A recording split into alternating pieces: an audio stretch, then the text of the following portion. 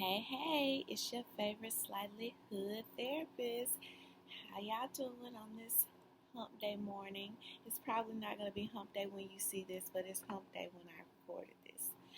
Um, at the risk of beating a dead horse and at the risk of talking about a term that has been severely overused in social media in the past few years, I do want to read something to you. This is a post that I posted approximately 2 years ago, and it is titled The Narcissist. How it starts, the setup. You meet, they are just right, perfectly flawed. Why? Because you were chosen for the way you think. You see people as perfectly flawed, ready to forgive and see past a person's imperfections because one, you know that no one is perfect, and two, you want to have your flaws overlooked. The red flags are pink to you. Read this again. They chose you. Next, love bombing. All the praise a person could ever need. They compliment your intelligence, your looks, your sex appeal.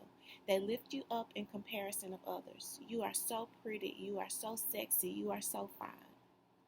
Of course, if you have been let down in the past, which you have, because that's why you were chosen, then you get things like, they were not good enough for you, because they are not smart enough to see what I see in you. They shower you with gifts, trips, and money. They may even pray for you and with you. Right now, the actions match the words. This is why the flags are still pink. Next, the change up and the gaslight. Monopolizing your time, and when you express a desire to be around others, I just want to be around you. The gaslight. Why don't you want to be around me? Are you trying to do things behind my back? Maybe no one has ever loved you enough to just want to be around you so much. Isolating you from your friends and family. This is usually done by subtly attacking the character of those that you love. I just think being around them can cause problems. They don't think like you do. They make me feel uncomfortable, so I'll just stay home. Insert sad face and distraught behavior. Then they begin to change your appearance. They buy you things that they like to see you wear, and when you object that it's not your style, I just thought this would look nice on you. So you're really going to get mad at me because I bought you a gift? Gaslight. It may be vague comments about your hair or your makeup or the way that you cut your hair if you're a man or the way that you wear your clothes. It might be making comments about your social media activity. Any objection from you is not met with the normal conversation between two adults of differing opinions. It is met with you being accused of not caring about how they feel, a complete invalidation of how you feel. Finally, the ultimate gaslighting. Poking and poking at you with verbal jabs and demands that you are not good enough in some regard.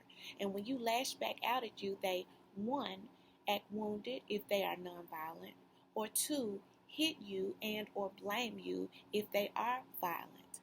It will always be about your response, never what they did to provoke a response out of you.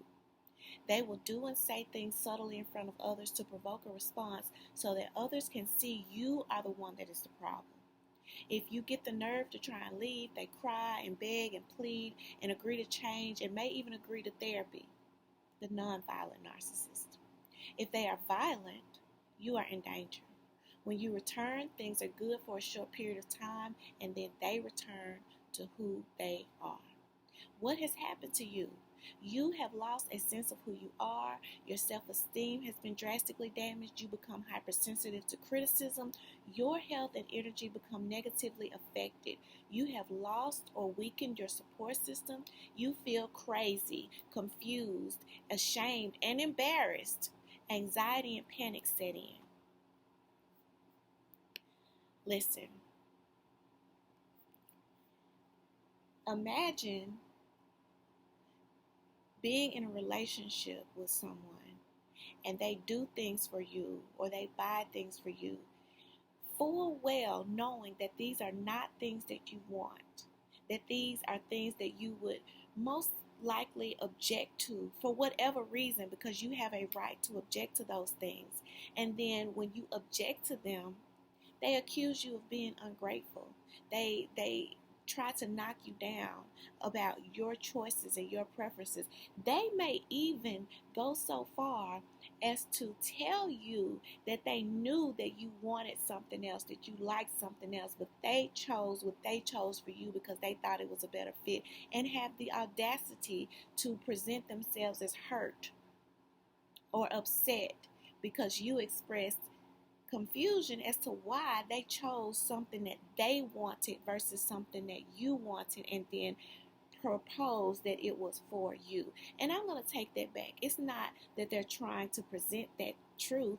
That is what they truly believe. They truly believe that you are in the wrong. Imagine being in a relationship and a person cheats on you and then tell you you are the reason that they cheated, as if they did not have the option to leave. Imagine being in a relationship and the person is constantly, consistently, incessantly telling you that you are the problem, that you make them unhappy, that you make them miserable, that they're tired of feeling the way that they're feeling, and you're draining the life out of them, and you're a dark cloud over them. But they don't leave. It's a myth that narcissists are just so full of themselves and think that they are better than everyone. And I say that that is a myth not because that it is not true, but it is not completely true. The actual truth is that these individuals have strong feelings of insecurity. They have strong feelings of shame and vulnerability and humiliation. And these feelings are so strong that they will project them onto other people in ways that allow them to protect themselves. You cannot win in a relationship with a narcissist. I listened to someone last week say that the only way to hurt a narcissist is to leave because it hurts their pride. I wholeheartedly agree. But I'm also telling you that you need to leave because you need to leave for you. You do not need to leave because you are trying to hurt them. If you're doing something in an effort to hurt someone else or to gain their attention, you're dabbling in your own narcissistic features. You are dabbling in your own insecurities. You are dabbling in the fact that you cannot let this person go, that you are still tethered to them. Cut the ties. Leave, because your emotional and mental health is on the line. And the relationships that you have with other people, your coworkers, your friends, your family, those relationships are on the line. Leave because your relationship with yourself is on the line. And your relationship with yourself should be the first and the last one that you ever have. Therefore, it's the most important.